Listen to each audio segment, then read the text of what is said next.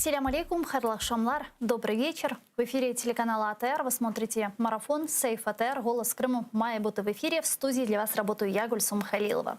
Следующие 3 часа в этой студии с гостями, которые подключатся к нам в эфир, мы обсудим основные новости и события сегодняшнего дня. Ну а для начала предлагаю подключить нашего журналиста Романа Спиридонова прямо из Ньюзрума, который готов рассказать об основных новостях сегодняшнего дня и то, что готовят вечерние выпуски «Заман». Рома, привет, мы слушаем тебя. Приветствую, Гульсум. Сегодня будем говорить о том, как в оккупированном Армянске прошло так называемое дело против национального лидера крымских татар Мустафы Джемилева. Оккупанты обвиняют его в якобы незаконных попытках пересечь российскую границу. Это речь идет о попытке Мустафы Джемилева вернуться в Крым 3 мая 2014 года. Вот расскажем подробности этого псевдосуда. Оккупанты празднуют 7-ю годовщину так называемого присоединения Крыма к России. Именно 18 марта Путин, российский президент, подписал указ об этом. Оккупанты вновь вспоминают свои избитые штампы про возвращение Крыма в родную гавань, называют его сакральным местом и рассказывают сказки о якобы бескровном присоединении, забывая о жертвах оккупации, таких как, например, Ришат Аметов, которого 3 марта 2014 года похитили на одиночном пикете против российской агрессии, а потом зверски замучили до смерти. А в день так называемого присоединения, именно 18 марта 2014 года, во время штурма Симферопольского фотограмметрического центра российскими боевиками был убит украинский прапорщик Сергей Кокурин. Ему было 36 лет, у него остался 4-летний сын и беременная на тот момент жена. А вот мировое сообщество в очередной раз заявило, что не признает оккупацию Крыма. Министры иностранных дел Большой Семерки заявили о решительной поддержке суверенитета, территориальной целостности и независимости Украины по случаю 7-й годовщины попытки незаконной аннексии Крыма России. Путин пожелал Байдену здоровья в ответ на слова американского президента о том, что считает Путина убийцей. И тут же, похоже, что впал в детство, вспомнив детскую поговорку, заявив, что кто как обзывается, тот так и называется. Вот такая реакция Путина на слова Байдена о том, что российский президент убийца. У Википедии появится крымско-татарская версия. Украинские авторы электронной энциклопедии представители Министерства реинтеграции по вопросам временно оккупированных территорий, общественники из Q-Hub намерены создать так называемые вики-лагеря для наполнения Википедии крымско-татарским контентом. Вот об этом мы будем говорить сегодня в наших выпусках, традиционно в 19:00 и в 21:00. Гульсум. Чухсагул Роман, это был наш журналист Роман Спиридонов. Прямо из Ньюзрума не пропустите вечерние выпуски новостей в 19:00 и в 20:00. Ну а мы работаем в прямом эфире. На экраны ваших телевизоров режиссеры периодически выводят номер телефона +3 8073 419 41 58. Звоните нам абсолютно бесплатно по Вайберу. Присоединяйтесь по скайпу atr.tv. Это наш адрес. Ну и подписывайтесь на сайт телеканала ATR, atr.ua. Сегодня ваша подписка поможет нам продолжить нашу работу на нашем информационном фронте. Вехарым татар тілінде де сайғылар арқадашлар сіздерге мұражат етмеге істейм. Енді көргеніңізге көре біз енді бір айдан çox аман-аман 2 айға жақынлашамыз. АТР телеканалының yayınlarını алып барамыз ve bu yayınlarının ekseriyeті Kırım'ın siyasi yayında olmalı деген марафон çerçevesinde ötkərіле. Çünkü ATR telekanalının mali problemleri әлі да çözülmей қалмақта. Мәлім olғаны ki біз бірқаç ай evvelsi ATR телеканалына айрылған Украина devlet bütçesinden paralarının işgal etilген topraklar nazirligi реинтеграциясы nazirliginden başka programmaға keçirilgenini öğrendik ve bu programmaға көре bizlerge çeşit türlü yarışlarda iştirak etmege teklif ettiler. Yani bizlerge ayrılgan paralarını bizim için yarışta iştirak edip kazanmamızını İsteyler. Elbette ki ATR telekanalının idareciliği ve ATR telekanalının mında bulungan çalışkanlarını buna karşı çıkar. Çünkü bizim hakkımız olgan zaten maddi destekni bizim akımızdan marum etip bizlerden böyle gizleyler. Ve ne yazık ki bu faaliyet neticesinde ailede ATR telekanalının mali problemleri çözülmeye kala ve eğer de bugün biz çalışmaya devam etsek ve ATR telekanalında yayınlarımızı alıp barmağa devam etsek, bu sadece sizden kelgen ve bizim seyircilerimizden kelgen destek sebebinden ola. O sebepten men da bir kere bizlerini destek etken, bizlerge yardım etken herkeske teşekkürlerini bildirmege isteyim. Çok sağ olunuz. Saygılar arkadaşlar, bizlerge yardım ve destek olganınız için ve bu yardımını daha da çok hissetmek için elbette ki bizlerge sizin sesinizni de eşitmek gerek. Bu sebepten bizim stüdyamızga telefon açabilirsiniz. 073 419 41 58. Bu bizim Viber adresimiz. Bedava şekilde stüdyamızga telefon açınız ya da Skype adresimizni de kullanınız atr.tv. Men ise Rus tiline geçip bugünkü haberler üzerinde laf etmege istеем. Демек, сегодня министры иностранных дел стран Большой Семерки в годовщину российской аннексии Крыма заявили о решительной поддержке суверенитета, территориальной целостности и независимости Украины. Как известно, 7 лет назад в этот день президент России Путин подписал указ о так называемом присоединении Крыма к России.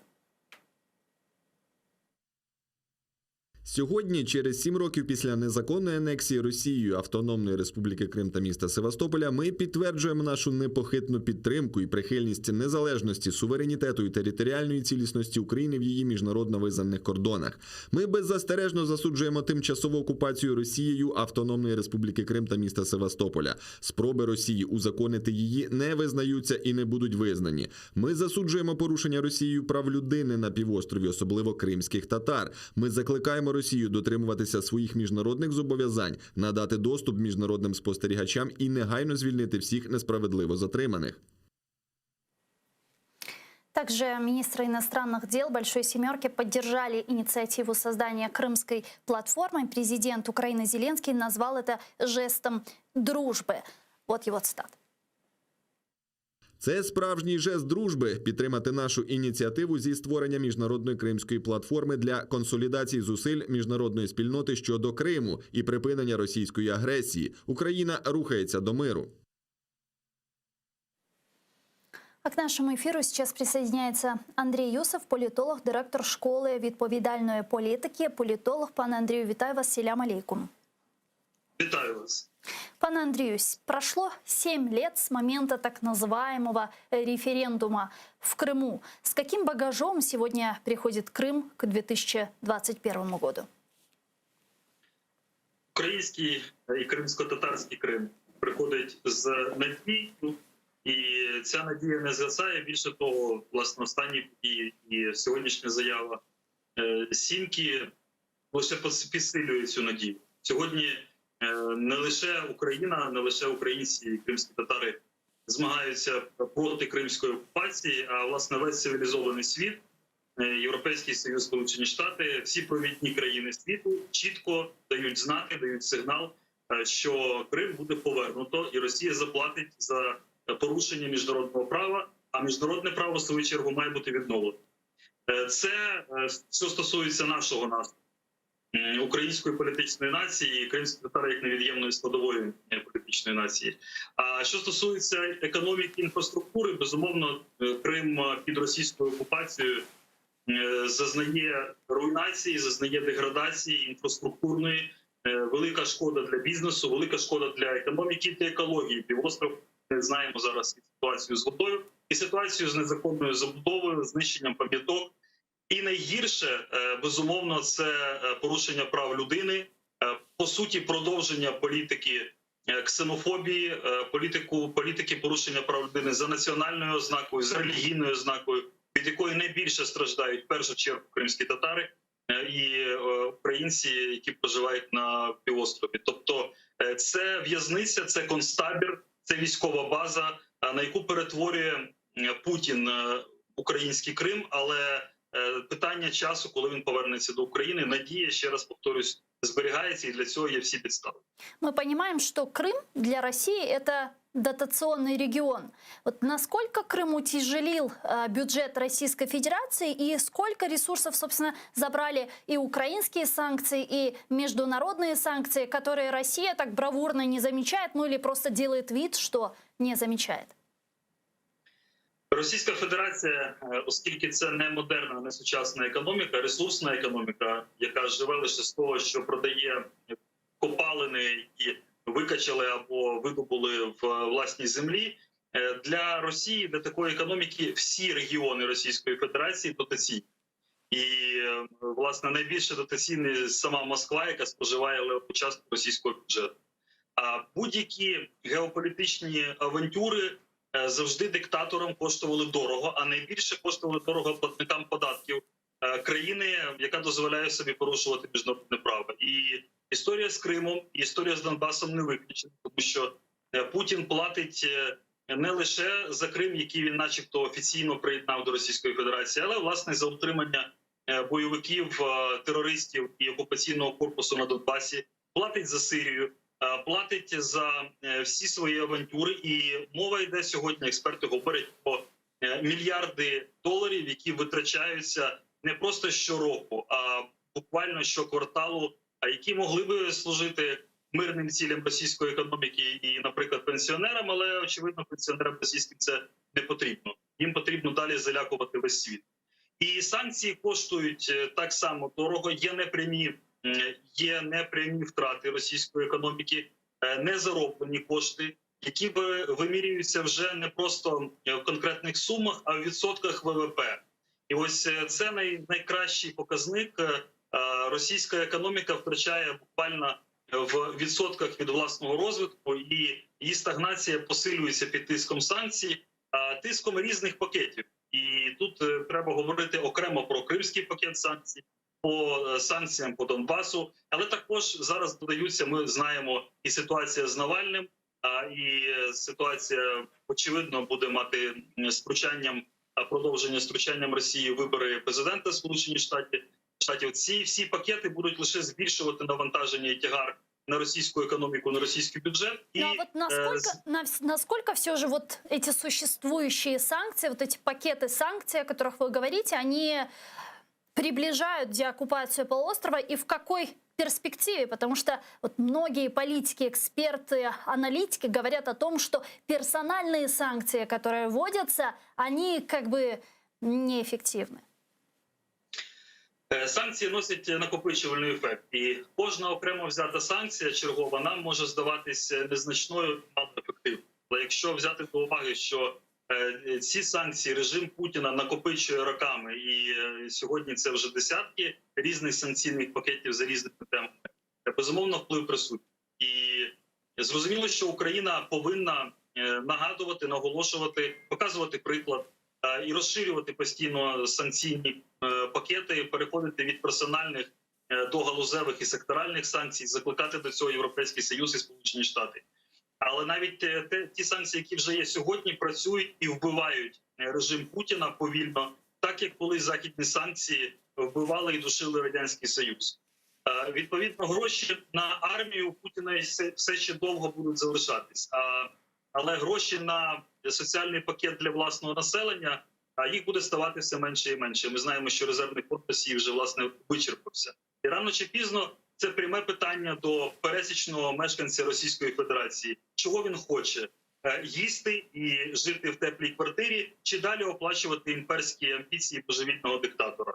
Радянський Союз свого часу обрав вільне життя і, відповідно, розпався на незалежні республіки.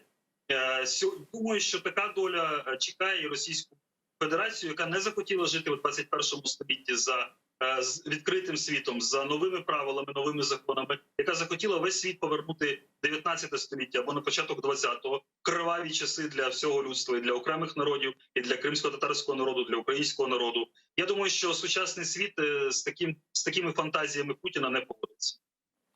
А как вы думаете, когда мы увидим падение путинского режима? На жаль, ці питання, тут точну дату може сказати оракул, астролог, можемо на кавовій гущі погадати. Але Наше завдання України як держави, громадянського суспільства, наших міжнародних партнерів зробити так, щоб цей процес був невідворотнім і було розуміння, це може бути рік, може бути 5 років, може бути 10, але результат буде один той самий. Процес був невідворотній. Протягом всього цього часу ми повинні захищати права наших громадян, наших співвітчизників, які порушуються на окупованих територіях і в Криму, і на Донбасі режимом Путіна, і підтримувати міжнародних партнерів в прагненні до відновлення порядку, закону і суверенітету України. Зрозуміло, що є логічні сценарії найпростіші. Відповідь коли Путіна усунуть від влади, або він сам внаслідок політичних чи біологічних процесів відійде. Але лише на це ставку робити не варто. І ми бачимо, що щодня ситуація змінюється і загострюється. І сьогоднішній персональний конфлікт Байдена і Путіна, який ми можемо спостерігати, може значно прискорити процеси і внутрішньополітичні для Росії, і зовнішньополітичні наміри, і гостроту намірів наших партнерів. Предлагаю підключити зараз к нашому ефіру Леоніда Ємця, народного депутата України 7 та 8 скликань. Він зараз з нами на прямому зв'язку. Пане Леоніде, вітаю вас, селям алейкум. Я вас вітаю. Пане Леониде, 7 лет с момента незаконной оккупации полуострова.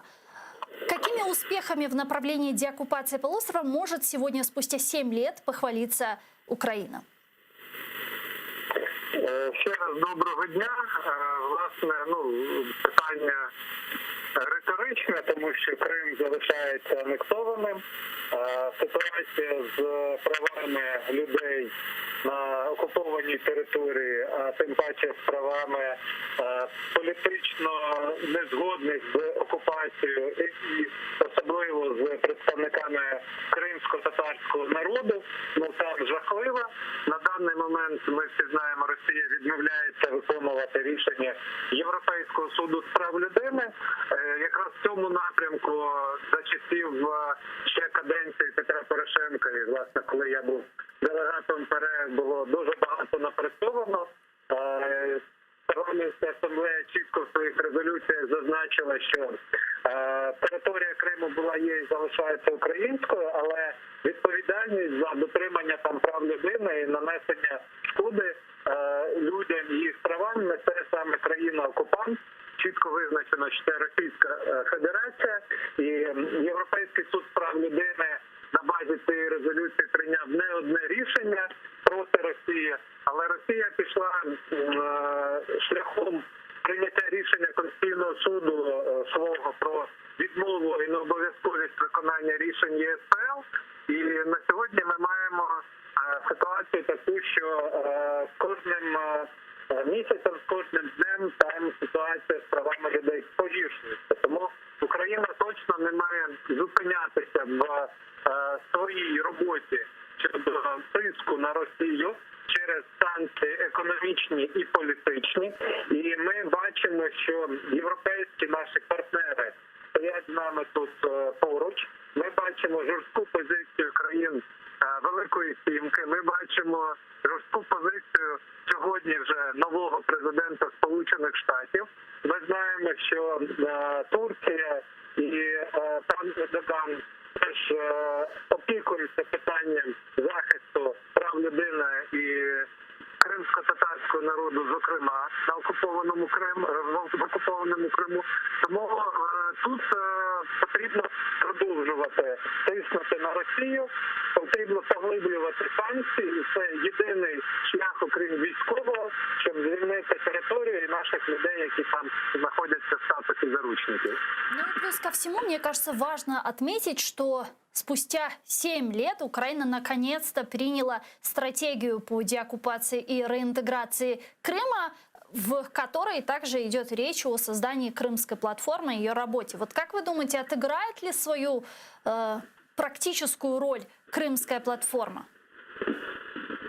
Я вам скажу так, якщо хтось очікує, що це буде вирішення проблеми деокупації Криму, то так не буде.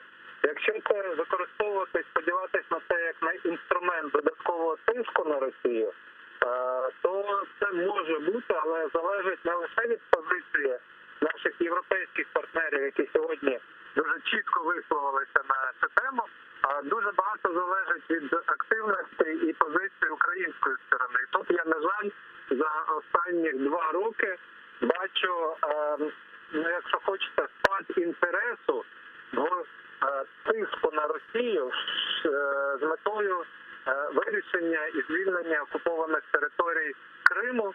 І мені іноді навіть з'являється таке нехороше відчуття, що хтось в високих кабінетах сьогодні при владі вирішив забути про Крим, зосередившись на тому, щоб Донецьк став і звільнення окупованих територій Донбасу виграшним результатом діючої влади, а при цьому Крим може стати розмінною монетою. Ну, це неприпустима ситуація. Ні Крим, а тим паче люди, які там, українці, продовжують боротися проти російської окупації, не можуть стати розмінною монетою або залишитися в статусі заручників. Ми маємо боротися до звільнення кожного нашого громадянина, кожного патріота. І рано чи пізно Крим буде звільнено, лише якщо Україна самостійно відмовиться і погодиться з окупацією Криму, він залишиться з Росією. Всі інші варіанти – це лише питання часу, коли Крим буде повернуто назад до юрисдикції, фактичної юрисдикції України. Дякую дуже, пане Леоніду. Чохсагул у нас Леонід Ємець, народний депутат України 7 та 8 скликань, був з нами на прямому зв'язку. А тем временем глава украинской делегации в трехсторонней контактной группе в Минске, первый президент Украины Леонид Кравчук, допустил обострение ситуации с водой в Крыму и не исключил российскую атаку с юга. По его словам, Крым хотят превратить в военную базу, а Украина просто так поставлять воду на полуостров не будет, потому что ее могут получить военные заводы, а не граждане. Давайте послушаем цитату Кравчука. Думаю, що питання води для Криму буде загострюватися. Я думаю, що це буде один з поштовхів для Росії пробити дорогу звідти до України. Херсон, Маріуполь, цю частину вони хочуть якось пробити до Криму, щоб забезпечити Крим водою. Оце буде одна з причин більших атак чи більших агресивних кроків Росії. Пане Андрею, как вы думаете, может ли Россия действительно попытаться открыть коридор в Херсонскую часть и добиться доступа к Северокрымскому каналу военным путем? Україна повинна відштовхуватись від тези за визначенням, що режим Путіна може піти на будь-які безумства, будь-які чергові нові військові злочини для того, щоб вирішити якісь свої завдання або внутрішньополітичні, як, наприклад, зупинку падіння рейтингу Путіна, а він зараз найнижчий, власне, за весь період його президентства, або економічні, або інфраструктурні, як випадку з водою. І те, що, просто нагадаємо собі, до 2013 року сценарій можливої військової агресії і війни Росії проти України відкидався більшістю експертами як нереалістичний, як фантастичний. І всі, навіть противники Росії, казали, що цього не може. Тому так, військове загострення може. 7 років триває гібридна війна, не заморожений конфлікт, а військовий конфлікт малої інтенсивності або низької інтенсивності. І те, що сьогодні, на щастя, в Криму не стріляють танки, на жаль, страждає місцеве цивільне населення, але військових дій немає. Вони йдуть на Донбасі. Не означає, що Путін не може змістити ці акценти і перемістити на кримський напрямок. Предположим, что начинается военная атака со стороны России из временно оккупированного полуострова. Готова ли Украина удержать этот удар? За визначенням, військові сили Російської Федерації, безумовно, значно потужніші, більш чисельні, і Росія в військовому плані сильніша, ніж Україна. Але ми воюємо на свої території. Завдання для України, для української армії зробити ціну і змусити Путіна заплатити занадто високу ціну за будь-які військові дії на українській території і, відповідно, зробити їх невигідними ні з електоральної, ні з соціологічної, ні з економічної, ні з військової точки зору. Україна повинна готуватись до активної оборони, це означає, власне, і контрнаступальні дії, але разом з військовою складовою, яку ми нарощуємо цей час, і завдяки реформам в українській армії, попри всі мінуси, які ми знаємо в внутрішній політиці, і завдяки допомозі наших міжнародних партнерів, і цього року вже це $125 мільйонів від Сполучених Штатів Америки бюджету. І завдяки, власне, дипломатичним зусиллям. Тобто, як тільки відбувається найменше загострення, не тільки військова відповідь, але й дипломатична санкційна відповідь, вже не лише України, а всього цивілізованого світу має бути настільки жорсткою, настільки потужною, яка би буквально зупинила російську економіку після таких чергових злочинних. Ось над цим сценарієм сподіваюся, що українська влада, українські дипломати сьогодні активно і працюють. Давайте подключим сейчас к нашему эфиру Андрія Сенченка, народного депутата України 5, 6 та 7 скликань. Він зараз з нами на прямому зв'язку. Пане Андрію, вітаю вас, селям алейкум. Доброго дня. Пане Андрею, первый президент Украины Леонид Кравчук сделал такое заявление. Он сказал, что из-за сохраняющейся критической ситуации с водой на территории Крыма Россия может попробовать пробить дорогу с Крыма в Херсонскую область для открытия доступа к Северокрымскому каналу. Как вы думаете, это реально? Ну, при всій повазі до першого президента України, він не є фахівцем військової справи і немає для цього достатньо привідів для того, щоб так стверджувати. Це достатньо стара страшилка, але, на мій погляд, сьогодні це найменш вирогідний сценарій дій кремлівської влади. Но, тем не менее, мы видим, какая критическая ситуация сегодня с водой в Крыму. Там люди в Белогорском, в Симферопольском, Бахчисарайском районе видят ее всего лишь пару часов в день. Высыхают водохранилища, высыхают озера и даже снегопады. Никаким образом не спасли ситуацию. Как оккупационные власти будут решать эту проблему? Или это нас не должно сегодня волновать? Що не зможуть робити в такому стані з водозабезпеченням окупаційної власті. Вони не можуть далі проводити масштабну колонізацію Криму. Тому що води в Криму якраз в першу чергу вистачає у зв'язку з тим, що завезено декілька сот тисяч незаконно завезених громадян Російської Федерації, як вони вважають, на постійне проживання в український Крим. Зрозуміло, що після деокупації всі ці люди вимушені будуть покинути українську територію в дуже стислий термін. Але сьогодні вони дуже навантажують джерела водопостачання в Криму, завдяки тому, що така кількість. Далі, вони не зможуть окупанти імітувати потік туристів до Криму, тому що знову це різко підвищує навантаження на всю систему водопостачання, на всі джерела, якраз в найбільш складний період, тобто влітку. І безумовно це буде стримувати мілітаризацію Криму, тому що всі ці проекти, вони теж потребують достатньо питної технічної води. Пане Андрею, а как вам вот те меры, которые планируют предпринимать сегодня оккупационные власти в виде строительства опреснительных установок? Действительно, есть ли какая-то альтернатива, которая могла бы компенсировать тысячи кубометров воды, которая поступала в Крым через Северокрымский канал? Ви знаєте, я чітко пам'ятаю, як 31 березня 2014 року тодішній прем'єр Російської Федерації пан Медведєв проводив незаконне засідання російського уряду в Криму, в окупованому Росією Криму. І тоді, 7 років тому, він казав, що немає ніякої проблеми, ми побудуємо заводи, які будуть опріснювати морську воду. 7 років пройшло, і де ці опріснювальні заводи? Їх немає. Питання в тому, що масштаб проблеми, він на сьогодні для Росії практично не по силам. Тому що Путін припинить фінансувати війну, і російську армію, і тоді в них може вистачити грошей на розбудову системи забезпечення водою в Криму. Але він ніколи цього не зробить. І тому єдиний вихід на них – це прибрати з окупованого Криму. І так воно врешті-решт буде.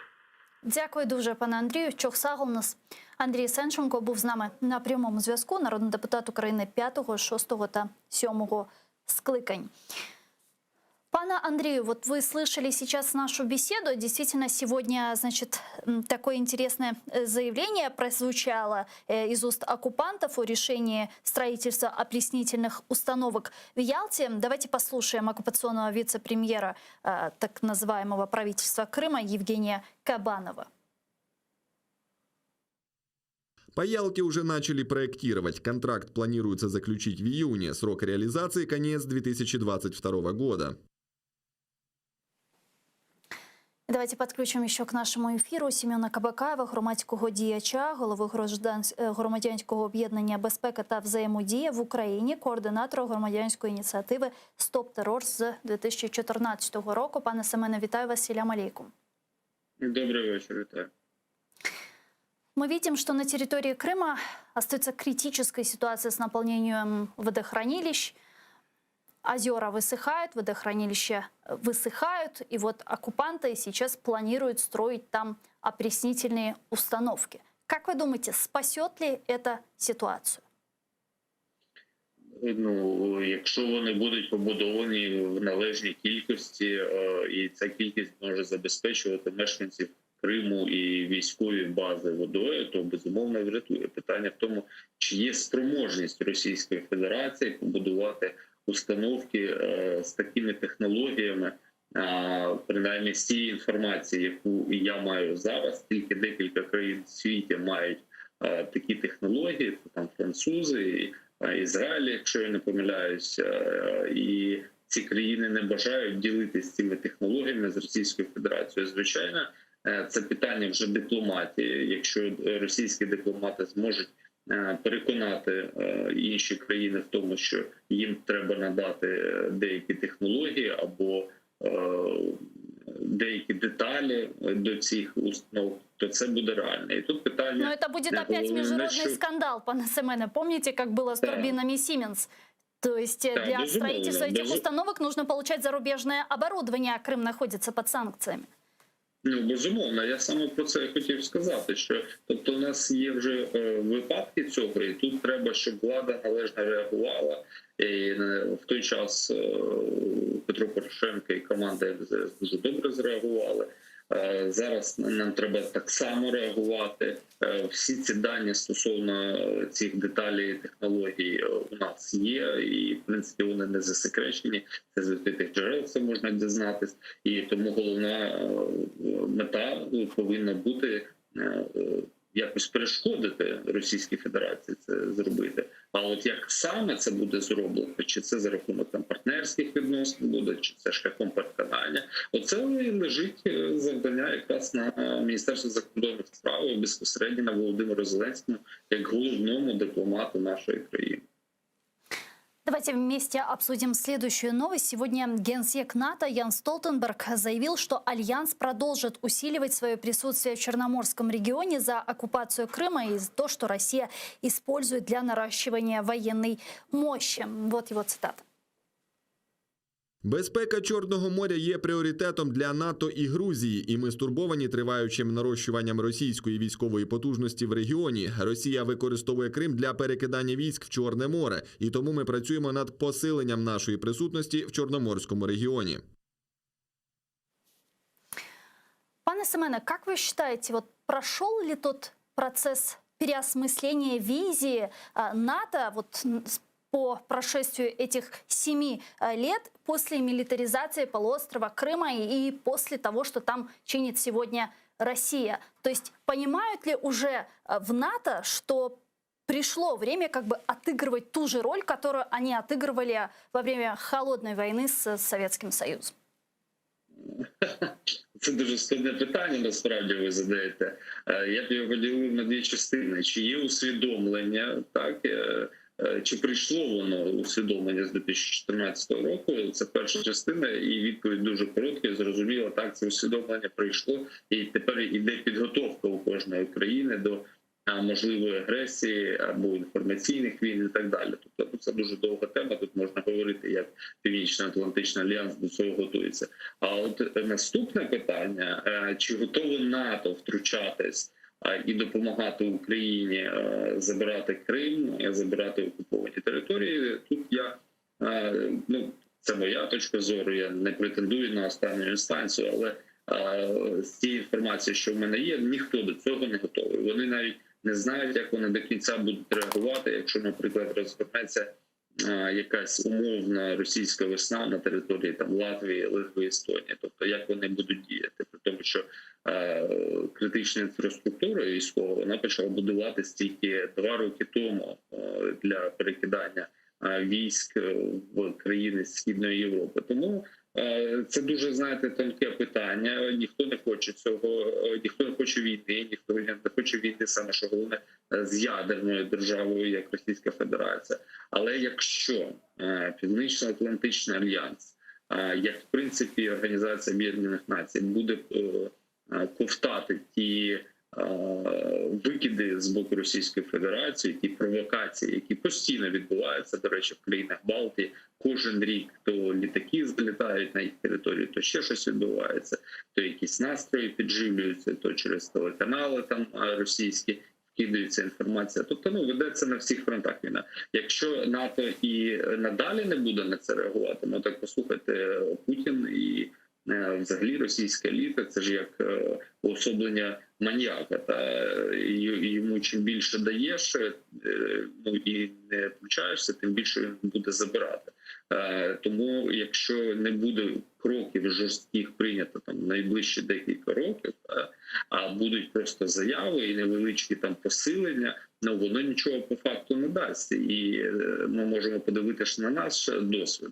Тобто до 2014 року у нас фактично нічого не було. І до чого це призвело? Що анексували Крим і окупували територію Донецької, Луганської області. Тобто я вважаю, що тут треба діяти жорстко. Але чи спроможні лідери Європи зараз діяти жорстко? Ні, знову ж на мою точку зору, ні, не спроможні. І тут головне завдання і громадських діячів, і політиків, і діючої влади навпаки зробити все, щоб переконати, що навіть якщо є який мінус для фінансових інтересів з боку Європи, то краще хай він буде зараз, аніж потім це буде щось на кшталт Другої світової війны, и чего всем дуже не хотелось. Пане Андрей, а вы как считаете, действительно готово ли сегодня нынешняя НАТО предпринимать адекватные меры и действия для предотвращения агрессивных действий России, в том числе в Средиземноморье? Які, наприклад, найбільш адекватні дії, які би справді були дієвими і результативними по зупиненню російської агресії? Найпростіші і водночас найскладніші – це включення України і Грузії членами Північно-Атлантичного альянсу.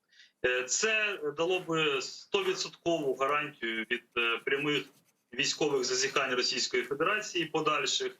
Це включило би остаточно Україну і Грузію в систему колективної безпеки.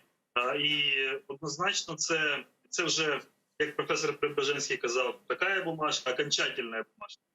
Тобто, від на яку Путін вже не може просто напливати. Все інше, це, безумовно, може дратувати чи впливати в різний спосіб. Непряма підтримка, дипломатичні заяви, оборонна підтримка, інструктори, медики. Це все дуже-дуже важливо. Але це не зупиняє і не гарантує зупинення або відсутність подальших агресивних планів Кремля. Лише членство України і Грузії в Північно-Атлантичному альянсі. Ось якраз до цього сьогодні НАТО не готово, попри політичну готовність України. Якщо є політична готовність, то технічно це вже питання.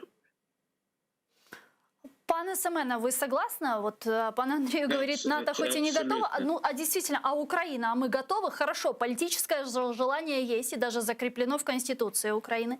А мы насколько приблизились к стандартам НАТО? Стосовно стандартів НАТО, це з одного боку дуже велика технічна розмова, з іншого боку вона проста. Є багато членів країн-членів Північно-Атлантичного альянсу, які досі, перебуваючи вже не один рік в НАТО, за технічною сумісністю і за стандартами поступаються Україні за рівнем готовності до вступу в альянс. Питання лише в політичному питанні волі як з боку НАТО і країн-членів НАТО, Сполучені Штати, Європейський Союз, так і з боку, власне, політичного керівництва України. Формально з Україною тут начебто все зрозуміло, у нас навіть в Конституції це прописано. Ось НАТО не готове. І як тільки буде політична готовність з боку НАТО, технічні питання вирішаться або дуже швидко, або з'ясується, що вони вже вирішені внаслідок плідної багаторічної співпраці. Пане Семене. Ну, дивіться, Андрій, так, все правильно каже, я просто додам. Що таке НАТО взагалі? Це єдина система координат. Тобто, умовно, коли шкарпетки йдуть по одному коду у військових, і коли називається цей код, всі країни знають, що під цим кодом лежить. Там зелена шкарпетка, літня одна. Так само є і єдині системи ведення бою, і так само там інших куча дрібниць, починаючи від маленьких в логістиці і завершуючи активними бойовими діями, там тренуваннями і так далі. І так далі. Тобто, от весь спектр, який може бути у військовій складовій, я намагаюся набагато простіше пояснити, щоб наші глядачі не зрозуміли. От все, що є у війні, умовно, від шкарпетки у солдата там до якоїсь ракети стратегічного значення, от все воно класифікується за якимись певними стандартами і системами. От і це є реформа НАТО, насправді, на яку повинна прийти Україна. Наприклад, там в Генеральному штабі ми повинні перейти на структури J. J-структури – це по всьому там світу, у всіх країн НАТО. От все, ми перейшли майже на ці структури. І от розумієте, от кожен етап ти отак береш і реформуєш. Але виникає саме головне питання: чи всі країни перейшли на ці стандарти? Ну, умовно, ми розуміємо, що там стандартів є тисячі в різній сфері.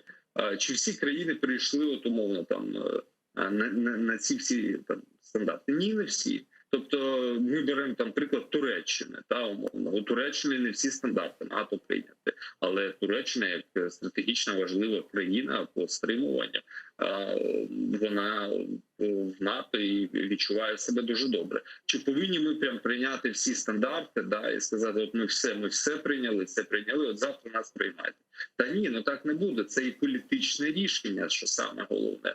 Можна прийняти країну, яка провела частину реформ, яка буде проводити в подальшому частину реформ, але це політично доцільно, наприклад, прийняти там сьогодні, завтра або післязавтра. Але, на жаль, політичної волі з боку НАТО ми не бачимо. Політичної потуги з боку больше всего препятствует? Слухайте, мені дуже важко сказати, що стоїть перепоною, але... Я просто почему спрашиваю, я вспоминаю 2008 год, когда мы близки были к получению ПДЧ, и тогда этот вопрос блокировали Франция и Германия. Ну, дивіться, тут саме головне питання – це що робить людина, яка сидить на Банковій, тобто наш президент. От президент є головним лобістом цього питання. Там міністр закордонних справ, він може поїхати, переговорити, там генерали, головнокомандувач, керівник Генерального штабу, міністр оборони, вони можуть їздити, просити там співпраці, це все може йти, це буде добре. Але головним лобістом є президент. Ну, от так у нас є. І тут ми повинні задавати це питання президенту. Не слухати від Володимира Зеленського, чому він випрошає і гнівно кулачком машить там в бік високопосадовців Заходу, чому вони не в НАТО, а прикласти максимум зусиль, сісти в літак, поїхати і переконати, що давайте хоча б як мінімум там сьогодні-завтра ми отримаємо ПДЧ, а через там рік, 2, 3, 4 вступаємо в НАТО, тому що питання безпеки Європи це питання України. Україна стримує орду Російської Федерації. Дуже багато політиків в Європі має ілюзію, що з Путіним можна домовитись. Ні, з Путіним не можна домовитись. І там біля Путіна є ще угрупування, які ще набагато радикальніше діють, ніж Путін. Тобто не можна спиратись на особистості. Вся російська еліта є імперською нацією як такою. Головна мета імперської нації – це не анексія, а взагалі розширення імперії. Тобто, і коли ми говоримо про безпеку, єдине, що може ці імперії в Європі завадити, це тільки Північно-Атлантичний альянс. Чим більше членів Північно-Атлантичного альянсу, тим більше безпека всередині, і тим більше Путін боїться робити якісь кроки. Тому що Путін і їх еліта розуміють тільки мову сил, а сила є тільки в НАТО. Ось що саме головне. Пане Андрею, многие аналитики говорят о том, что пока на территории страны идет военный конфликт, то НАТО эту страну к себе не примет. Так ли это? Ні, це не так. І є прецеденти, коли країни були прийняті в НАТО, маючи невирішені територіальні суперечки. І це, знову ж таки, ми повертаємось уже багато разів, повторюємо цю фразу, питання політичної волі.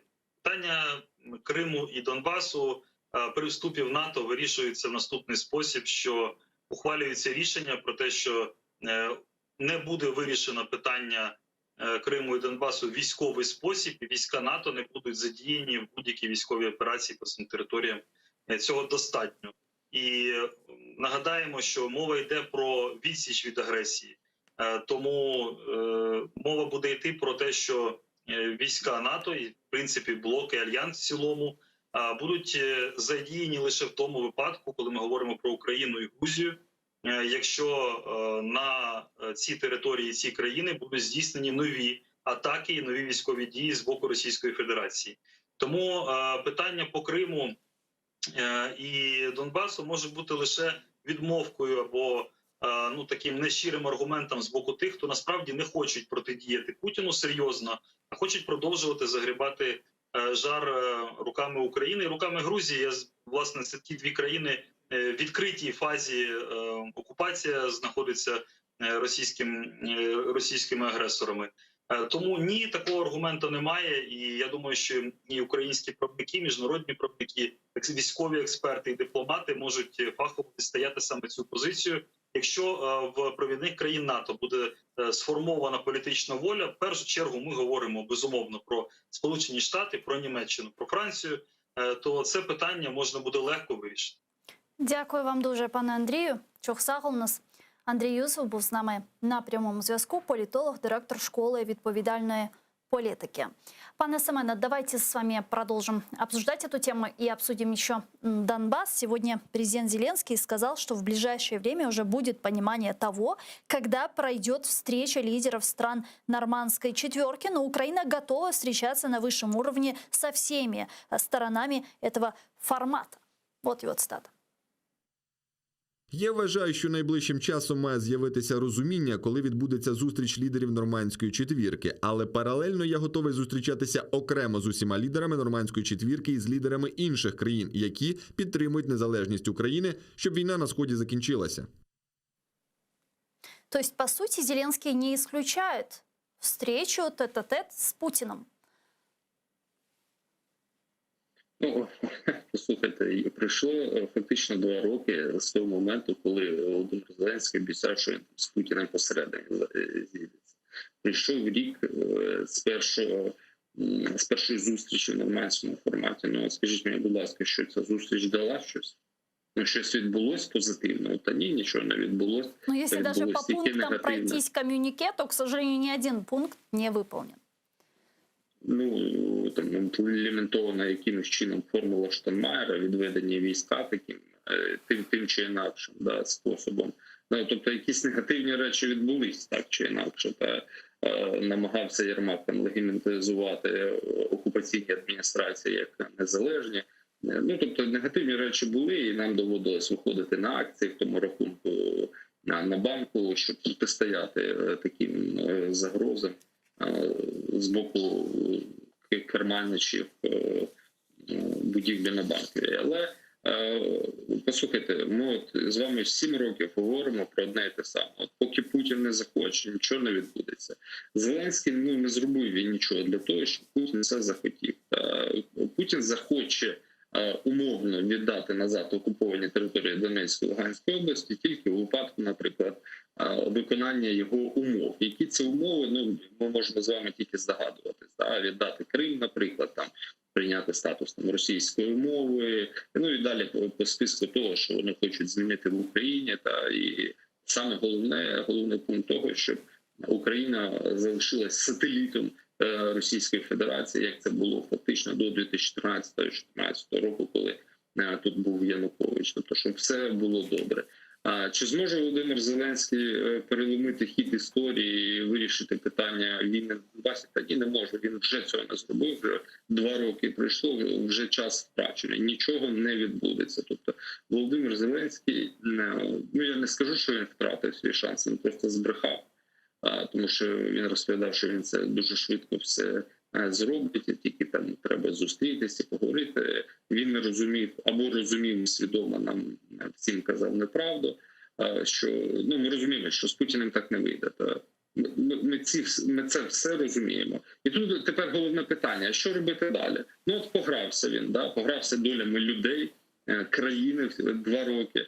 А що далі буде? На мою точку зору, повинен бути якийсь чіткий план, що повинна робити держава. У мене є усвідомлення цього плану, воно співпадає там з усвідомленням того, що робила влада минулі 5 років, десь так, десь ні. Але в цілому ми розуміємо, що треба нарощувати обороноздатність, треба розвивати свої спецслужби, треба розвивати збройні сили, розробляти нове озброєння, закуповувати нове озброєння і бути готовим давати відсіч ворогу. І яскравий приклад успішної такої кампанії – це ситуація в Нагорному Карабасі. Ми побачили її буквально декілька місяців тому, як це все відбувалося, і 30 років ця історія тривала. І тому, коли мене питають, що робити, як робити, друзі, ми повинні готуватись, воювати десятиліттями, якщо для цього буде потреба. Дивитися, як це було в Азербайджані, як це відбувається в Ізраїлі. Дивіться, у нас же Володимир Зеленський дуже любив посилатись на досвід Ізраїлю. Так, будь ласка, беріть цей досвід, не дивіться в очі ворогу, не дивіться і не сходьтесь посередині, а просто знищуйте ворога. І працюйте на перемогу. Для цього треба розвивати свої інституції, і щоб громадяни мали довіру до своїх інституцій, плекати ідентичність своєї нації, а не казати в новорічних привітаннях, яка різниця, під яким пам'ятником цілуватися. Знаєте, в Ізраїлі такі речі собі політики не дозволяють, і особливо високопосадовці. Пане Семене. І ще раз зазначу, нарощувати обороноздатність. Пане Семене, давайте подключимо сейчас к нашему эфиру Віталія Сташука, народного депутата України 8-го скликання. Пане Віталію, вітаю вас. Алло. Алло, вас дуже погано чути. Пане Віталію, вітаю. Зараз чуєте? Алло. Алло. Зараз чуєте? Алло. Так, зараз краще. Сегодня на востоке Украины погиб один украинский военный в результате обстрела пророссийских боевиков. Можно ли сказать, что сегодня на Востоке идет эскалация?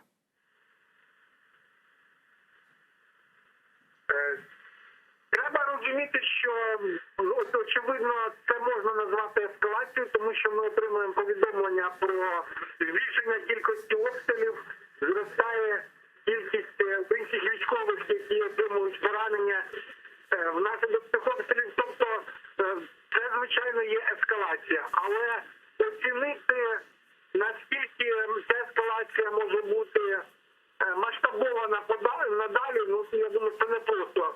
Тому треба бути готовим до будь-яких сценаріїв, і це головне завдання перед Україною на сьогодні, на моє переконання. Дякую дуже, пане Віталію. Віталій Сташук був з нами на прямому зв'язку, народний депутат України 8-го скликання. Пане Семене, вы говорили про... Алло? Пане Семене, чуете? Да. Вы говорили про план действий Украины. Вы наверняка слышали недавно заявление Арестовича, а потом заявление Андрея Ермака, который сказал, что план есть, он уже готов. Его разработала Франция и Германия, и доработала Украина, и теперь остается только ждать подтверждения России. Если Россия не подтверждает, тогда что получается? Это все просто имитация? Ну, чому імітація? Ну, це спроба, як мінімум, але просто питання, де цей план? Ми б хотіли б його побачити, тому що Росія не бачить цей план, ми не бачимо цей план. А що нас очікує? Тобто йдуть якісь перемовини, розробляються якісь плани за нашими спинами. Війна відкрита. Гинуть люди кожен день постійно, і гриби вони не іграшкові йдуть. І ми всі живемо в цьому кожен день. А коли йде питання до перемовин, то відразу кажуть, ні, ми вам не скажемо. Тобто війна справжня, а перемовини, ну, такі, ми самі поговоримо. Ну, це абсурд, ви розумієте? От я до чого веду. Журналісти не знають, громадянське суспільство не знає, влада не прозора, влада не звітує, як вона веде ці перемовини. Фактично йдуть сепаратні перемовини за нашими спинами. І це все є наслідок тієї політики, яку веде Володимир Зеленський, і тих людей, яких він долучає до цієї політики. І я хотів би до цього всього ще додати, що ми досі не розуміємо по Вагнер-Гейту, що за крот сидить в Офісі президента, який фактично зливає інформацію. А за підтвердженнями там і спецпризначенців, і журналіста Юрія Бутусова, там все-таки ця людина є. І тобто, ви розумієте, готується якийсь план, крот в Офісі президента сидить, і ми не розуміємо, що відбувається. Тобто, якщо ці перемовини в нормандському форматі відбудуться, нам постфактум пред'являть вже якісь речі, про які вони там домовились. Але я знову ж зазначаю, мені здається, Путін не піде на компроміс, тому що якщо б він хотів, він би зробив протягом цих 2 років. Дякую дуже, пане Семене. Чох Сагулнос, Семен Кабакаєв був з нами на прямому зв'язку. Громадський діяч, голова громадянського об'єднання «Безпека та взаємодія в Україні», координатор громадянської ініціативи «Стоп террор» з 2014 року. Ну, давайте перейдем к Соединенным Штатам Америки и обсудим последние новости. К нам присоединяется сейчас политический обозреватель, диссидент Андрей Пиантковский. Андрей Андреевич, здравствуйте. Добрый вечер. Не могли бы в студии организовать, чтобы вы немножко громче звучали? Я попрошу сейчас наших звукорежиссеров, которые меня слышат. Слышите? Вот все. Да, прекрасно. Андрей Андреевич, мы вчера обсуждали это резонансное заявление президента США Байдена и продолжаем обсуждать сегодня. Можно ли сказать, что после этих слов Байдена началась вторая холодная война между Россией и США? Ну, холодная война, я думаю, ведется с 2014 года. А и саму войну в Украине, которую ведет Москва, ее пропаганда всегда рассматривала как войну с Соединенными Штатами. Это мы не с Украиной какой-то там воюем, мы на территории Украины бросаем вызов американскому гегемонизму. В сознании российской так называемой элиты эта война давно шла. Просто вот вы знаете, этот знаменитый вопрос «Who is Mr. Putin?» Он был задан на Давосском форуме, я там присутствовал. Это 2000 год, да? 21 год назад, в январе 2000 года, как раз в период первой избирательной кампании. Запад интересовался «Who is Mr. Putin?» и вопрос был обращен руководителям российской делегации. Они были на поде, это Касьянов, я помню, премьер-министр, Чубайс, еще кто-то. Они что-то бормотали невнятное. Ну вот Запад искал ответ на этот вопрос 21 год, хотя ответ был совершенно очевиден. И, наконец, Запад, коллективный Запад, устами лидера свободного мира, выдавил из себя этот ответ. Да, Путин убийца. Вот это новая действительно страница в отношениях Запада с Россией, вещи названы своими именами. Андрей Андреевич, а как вы думаете, это уже Рубикон? Вот, то есть вот этот процесс политики ужесточения в отношении России, он уже необратим для Байдена? Вы знаете, это ужесточение, которое, безусловно, продуцированное его репликой, оно не случайная проговорка для Байдена.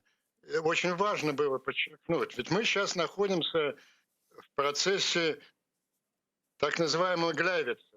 Вот вы меньше меня смотрите российские пропагандистские каналы. Они 24 часа говорят о запланированном нападении украинских фашистов на российское население Донбасса. То есть типичный прием агрессора перед своим выступлением обвинить жертву в инициировании этого. Это делал Гитлер в Гляйвице, нападении на Польшу, и Сталин в деревушке Манила перед нападением на Финляндию. Поэтому основной вопрос мировой политики сейчас: будет ли Путин остановлен при новой попытке своей военной эскалации? И вот Соединенные Штаты, насколько я понимаю, сложившуюся сейчас в Вашингтоне ситуацию, намерены жестко реагировать на возможную военную эскалацию. Просто повышением экономических санкций, а переходом в новое качество тотальной экономической войны. Вот многие говорят, а почему Соединенные Штаты не вводят такие санкции, как отключение от СВИФТа, арест вот этого русского триллиона, нефтяное эмбарго? Ну, потому что это не санкции, это уже тотальная экономическая война, которая приносит ущерб в чем-то, которая уничтожает, конечно, экономику России, но приносит какой-то ущерб и Соединенным Штатам. Вот помните, показательный очень случай был с Дерипаской, когда они начали выполнять свой закон от 2017 года и арестовали активы Дерипаски. А потом выяснилось, что какие-то американские заводы уже без этого не могут работать. Так уж вписался и внедрился своими воронными деньгами в американскую экономику. Поэтому пойти на экономическую войну просто так нельзя. Это можно только ради какой-то крупной политической цели, когда отказ от такой реакции несет гораздо большую политическую цену. Так вот, такой ценой является путинская дальнейшая агрессия. Если на нее не отреагировать, это не вопрос даже симпатии и помощи Украины. Это вопрос безопасности США и всего Запада. Если Путину дадут возможность, скажем, взять Мариуполь, двинуться дальше, это будет означать полный крах европейской безопасности и полный крах Соединенных Штатов как мировой державы. Ну, вот Поэтому... Вчера сразу после... Да, извините, пожалуйста.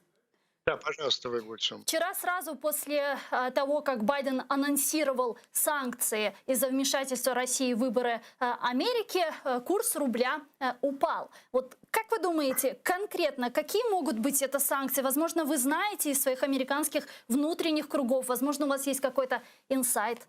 Вы знаете, курс рубля – это показывает уязвимость российской экономики. Еще ничего не произошло. Просто Байден сказал одно слово: Путин убийца, которое, между прочим, почему-то транслируется сейчас на всех российских каналах. Они так часто осуждают Байдена, по-моему, что уже приучают собственное население к формуле «Путин убийца». Но Путин вор, это русские уже привыкли, теперь они узнают, что Путин убийца. Вы знаете, те санкции, которые анонсировал Байден, будут на будущей неделе, они будут носить достаточно традиционный характер. Там, какие-то еще чиновники наказаны, еще что. Эти санкции уже работают. Запрещен экспорт всех технологий современных, которые обрушивают российскую экономику. Решающим будут вот те санкции, которые не санкции, а тотальная экономическая война. Я их перечислил. Отключение от СВИФТа, нефтяное эмбарго, арест всех русских активов в Великобритании и Соединенных Штатах. Эти санкции будут немедленным ответом на любое российское движение военное в Украине. Пане Андрею, и такой еще риторический, возможно, философский вопрос. Как вы думаете, дождемся ли мы все-таки распада путинского режима? Люди, которые поставили свою жизнь на алтарь, люди такие, как вы, как мы, которые были вынуждены покинуть свою родину сегодня. Вот мы этого дождемся, то есть вот взял ли все-таки Байден вот этот путь демонтажа путинского режима? С одной поправкой. Между прочим, вы видели уже сегодняшнюю утреннюю реакцию Путина? Да. Она совершенно не совпадает с той реакцией, которая шла в течение 2 дней по русским каналам. Там они, как нам нагадить больше американцам, как сделать так, чтобы их убивали больше в Ираке, там, и Иране, Йемене и так далее. Путин, в общем, как бы перевел в такую грубую дворовую шутку, но явно, что он не хочет эскалации. Он понимает угрозу вот этой тотальной экономической войны. Поэтому, если он воздержится и оставит Украину в покое, наконец, то и останется еще несколько лет на угасание и гниение этого режима. Если же он все-таки пойдет реальной войной сейчас, то этот поход приведет к падению режима в очень близкой перспективе. Андрей Андреевич, я знаю, что мне нужно вас отпустить. 18:10, у меня еще есть 1,5 минутки, поэтому еще такой вопрос. Как вы думаете, почему все еще не состоялся телефонный разговор Байдена и Зеленского? И является ли это действительно каким-то тревожным звоночком сегодня для Украины? Вы знаете, вот эта тревога, она снимается вчерашней репликой. Я не буду скрывать.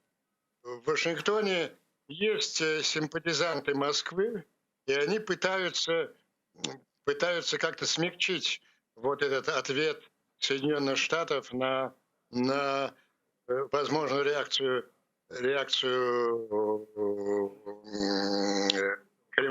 военной атаки Кремля. И они подталкивают последние дни буквально, подталкивали 2 такие идеи. Люди в окружении Байдена. Я даже подозреваю, кто это. Этот человек — это Керри. Это капитулянт Керри, который прославился 4 года капитуляции в Сирии перед Лавровым. Они сбрасывают Байдену 2 идеи. Слушайте, вот этот проклятый Трамп, он испортил отношения с Европой. Нам нужно их восстановить, прежде всего с Германией. Поэтому давайте не будем слишком обижать Меркель. Она ведь хочет довести Северный поток. Вот давайте будем как бы против, но не до конца. И вторую такую очень тоже фальшивую идею. Америка в своей истории это часто использовала, когда она хотела уклониться от обязательств по защите какого-то союзника. Классический случай, они отказались от поддержки Чан Кайши в Китае и тем самым привели к власти коммунистический режим. Вот тоже раздавались голоса, режим Чан Кайши коррумпирован и так далее. Вот все эти разговоры о коррупции в администрации Зеленского, они имеют под собой основу. Да, до недавних пор там Коломойский заправлял. Кстати, сейчас предприняты какие-то шаги по отношению. Но это люди, симпатизанты Москвы, хотели использовать этот аргумент для того, как бы смягчить реакцию Запада.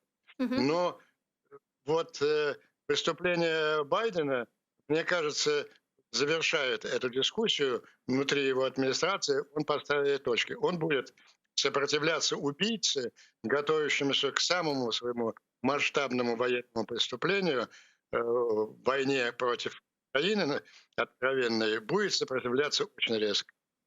Спасибо вам большое. Чок сағылыңыз. Андрей Пьянковский был с нами на прямой связи, диссидент, политический обозреватель. И я напомню, что вчера президент США Байден назвал Путина убийцей и сказал, что тот заплатит за вмешательство в выборы в США. Вот его прямая речь. Так. So what price must he pay? Він заплатить ціну. Ми довго розмовляли, він і я. Я знаю його відносно добре. І розмова почалася з того, що я сказав: я знаю вас, і ви знаєте мене. Якщо я встановлю, що це сталося, то будьте готові. Президент России Путин ответил президенту США Байдену на его слова об убийце. Он сказал, что пожелал бы ему здоровья. Вот его прямая речь. Теперь, что касается заявления моего американского коллеги. Мы действительно, как он сказал, мы с ним лично знакомы. И что бы я ему ответил? Я бы сказал ему: будьте здоровы. Я желаю ему здоровья. Говорю это без иронии, без шуток. Это первое. Второе, если говорить пошире по этой теме, то вот что бы хотел сказать. В истории каждого народа, каждого государства много очень тяжелых, драматических и кровавых событий. Но когда мы оцениваем других людей, или когда оцениваем даже другие государства, другие народы, мы всегда как бы смотримся как будто в зеркало. Мы всегда там видим себя. Россия отозвала своего посла в США в Москву для консультации. Российский посол в Вашингтоне Анатолий Антонов был приглашен в Москву для консультаций с целью проанализировать, что делать и куда двигаться в контексте отношений с Соединенными Штатами, заявила МИД России. Давайте послушаем их цитату.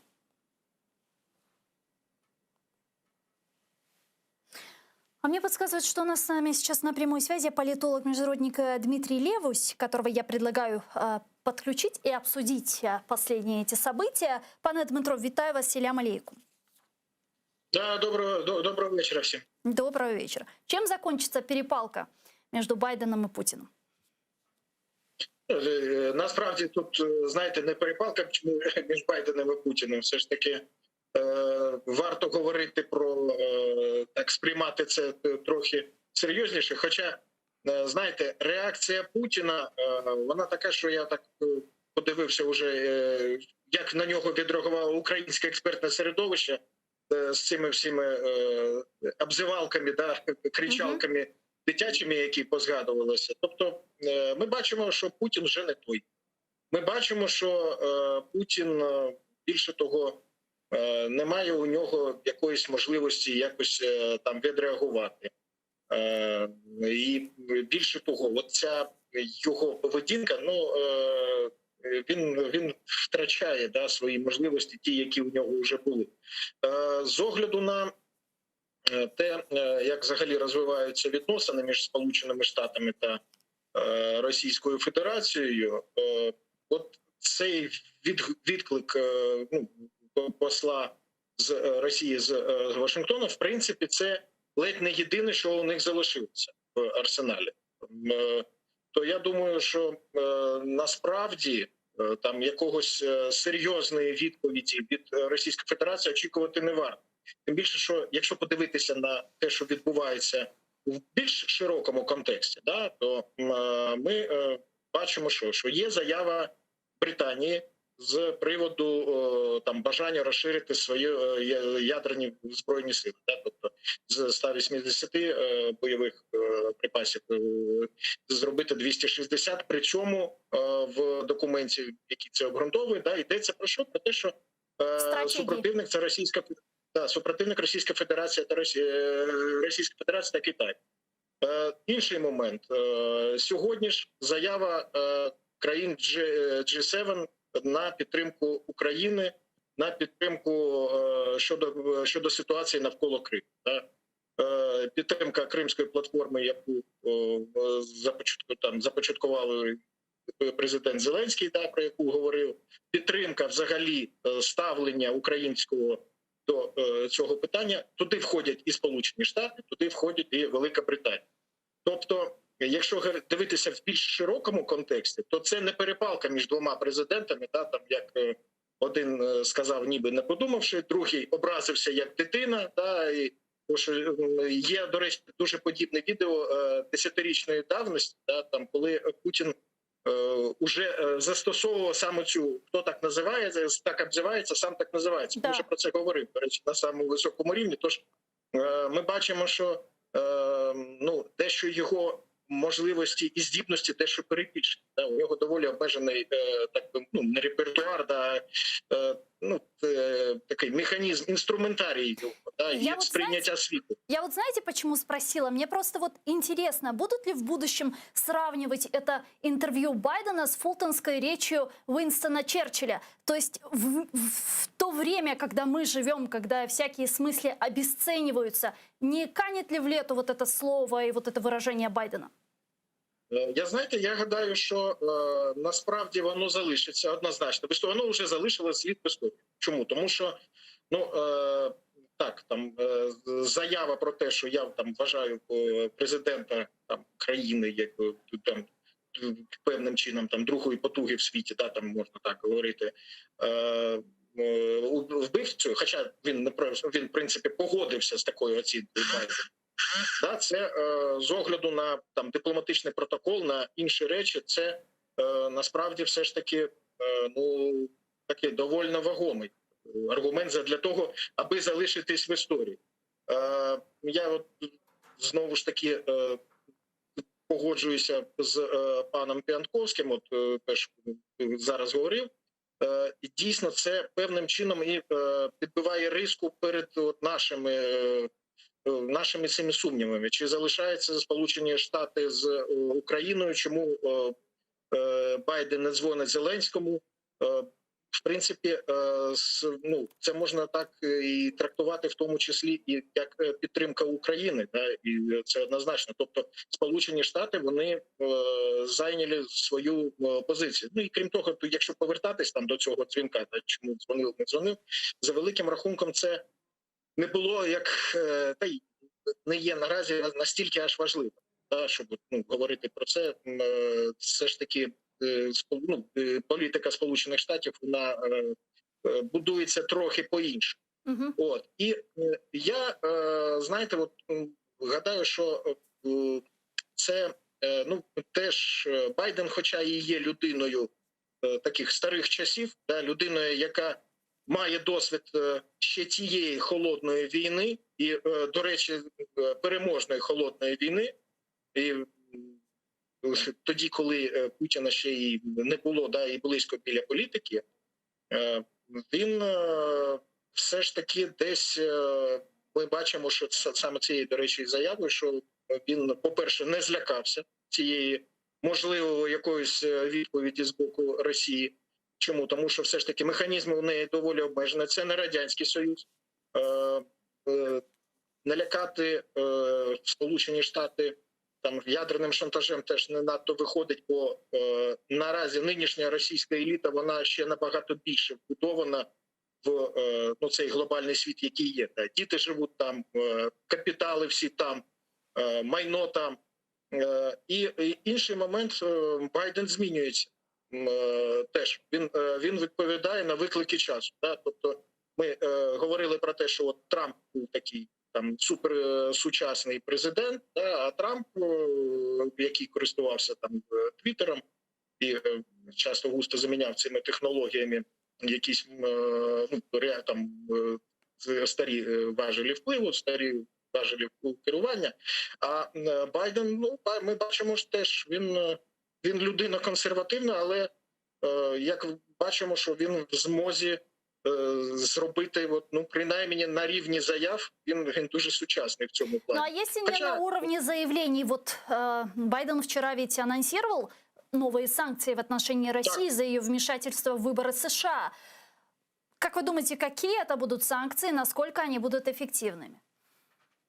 Про це вже йшлося, що з сьогоднішнього дня вже експорт і реекспорт технологій і матеріалів, які стосуються оборонної сфери. Крім того, там потрапляють певним чином під ці санкції країни, які визначені як сусіди Росії, тобто з якими Росія може налагоджувати зв'язки. Це один момент. Зараз, подивимося, чим закінчиться історія з Північним потоком-2, тому що тут все ж таки ніби йде до його добудови, але, до речі, тут знову ж таки нагадати, що насправді Північний потік-2 – це вже історія поразки Росії.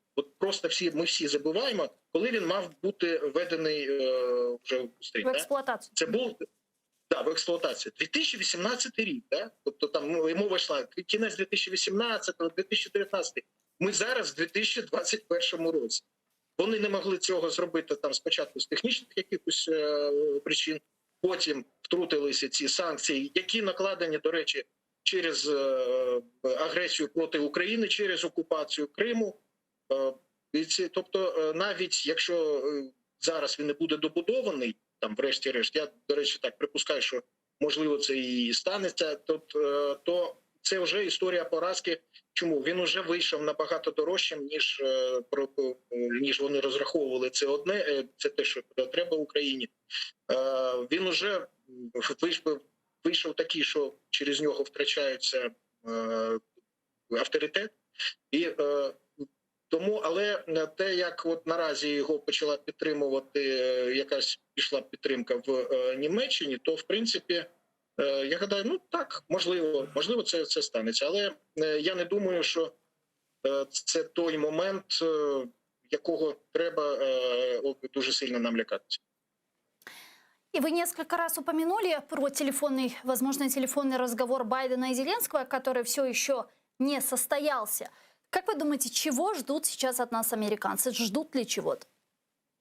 Ну, я думаю, що за великим рахунком, в принципі, да, ми бачимо, що президент Зеленський, він наразі дотримується такої позиції, яка є суголосною з американською позицією. Тут і не відбулося ніяких там протягом цих 2 років там здачі інтересів України.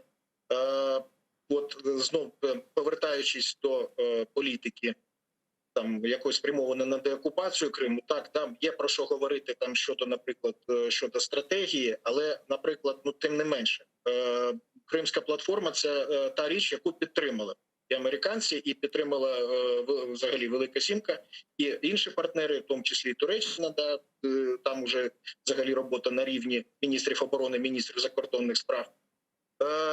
Боротьба з корупцією, ну, це той момент, який, в принципі, завжди цікавий. Деолігархізація, ну, ми побачили, що антиколомойський закон був прийнятий.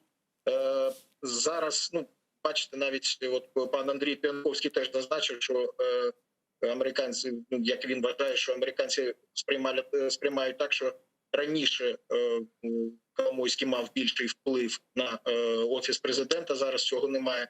Тобто, в принципі, великих таких якихось ну, несподіванок, і навіть не несподіванок, а перепон, які були, я гадаю, немає. Які б заважали налагодженню прямого контакту між Сполученими Штатами, між президентом Сполучених Штатів і президентом України. Дякую дуже, пане Дмитро. Чохсал, Дмитро Левось, політолог-міжнародник, був з нами на прямому зв'язку. Но я с вами не прощаюсь, я говорю вам до свидания. Буквально через несколько минут мы продолжим эфир уже на крымско-татарском языке. Не переключайтесь, Коршкевич.